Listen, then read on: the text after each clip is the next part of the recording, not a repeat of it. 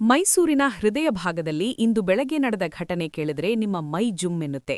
ಮನೆಯೊಳಗೆ ಚಿಲತೆ ನುಗ್ಗಿದೆ ಅನ್ನೋ ಸುಳಿವೇ ಇಲ್ಲದೆ 2 ಗಂಟೆಗಳ ಕಾಲ ಒಂದು ಕುಟುಂಬ ಅದರ ಜೊತೆಯೇ ಕಾಲ ಕಳೆದಿದೆ.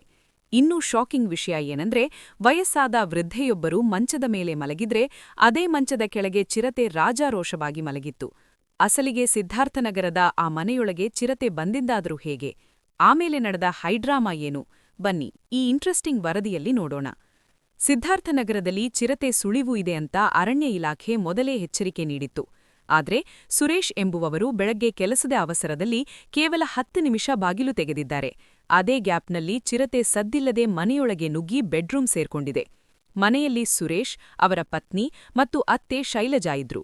ಮನೆ ಕೆಲಸದ ಮಹಿಳೆ ಬಂದು ಅಜ್ಜಿಯ ಕಾಲಿಗೆ ಔಷಧಿ ಹಚ್ಚಿ ಹೋದ್ರೂ ಮಂಚದ ಕೆಳಗಿದ್ದ ಚಿರತೆ ಮಾತ್ರ ಸದ್ದು ಮಾಡ್ಲಿಲ್ಲ. ಮನೆಯವರು ಎಂದಿನಂತೆ ಊಟ ತಿಂಡಿ ಮುಗಿಸಿ ಓಡಾಡ್ತಿದ್ರು. 2 ಗಂಟೆಗಳ ನಂತರ ಮಂಚದ ಕೆಳಗೆ ಏನೂ ಕಣ್ಣು ಮಿಂಚುತ್ತಿರೋದನ್ನ ನೋಡಿ ಸುರೇಶ್ ಬೆಚ್ಚಿಬಿದ್ದಿದ್ದಾರೆ. ತಕ್ಷಣ ಸಮಯಪ್ರಜ್ಞೆ ಮೆರೆದ ಅವರು ಮಲಗಿದ್ದ ಅತ್ತೆಯನ್ನ ಹಗುರವಾಗಿ ಎತ್ತಿಕೊಂಡು ಹೊರಬಂದು ರೂಮ್ ಬಾಗಿಲು ಹಾಕಿದ್ದಾರೆ. ತಕ್ಷಣ ಅರಣ್ಯ ಇಲಾಖೆ ಸಿಬ್ಬಂದಿ ಸ್ಥಳಕ್ಕೆ ಧಾವಿಸಿ ಹರಸಾಹಸ ಪಟ್ಟು ಚಿರತೆಯನ್ನ ಸೆರೆಹಿಡಿದಿದ್ದಾರೆ. ಇತಿಹಾಸದಲ್ಲೇ ಇಷ್ಟು ಶಾಂತವಾಗಿ ಮನೆಯೊಳಗೆ ಕುಳಿತಿದ್ದ ಚಿರತೆಯನ್ನ ಯಾರೂ ನೋಡಿರ್ಲಿಲ್ಲ. ಅದೃಷ್ಟವಶಾತ್ ಯಾರ ಪ್ರಾಣಕ್ಕೂ ಅಪಾಯವಾಗಿಲ್ಲ. ಅರಣ್ಯ ಇಲಾಖೆಯ ಸಮಯೋಚಿತ ಕಾರ್ಯಾಚರಣೆಗೆ ಈಗ ಎಲ್ಲೆಡೆ ಮೆಚ್ಚುಗೆ ವ್ಯಕ್ತವಾಗ್ತಿದೆ. ನಗರದೊಳಗೆ ಚಿರತೆ ಬರ್ತಿರೋದು ಜನರಲ್ಲಿ ಭೀತಿ ಹುಟ್ಟಿಸಿರೋದಂತೂ ನಿಜ. ಈ ಘಟನೆಯ ಬಗ್ಗೆ ನಿಮ್ಮ ಅನಿಸಿಕೆ ಏನು?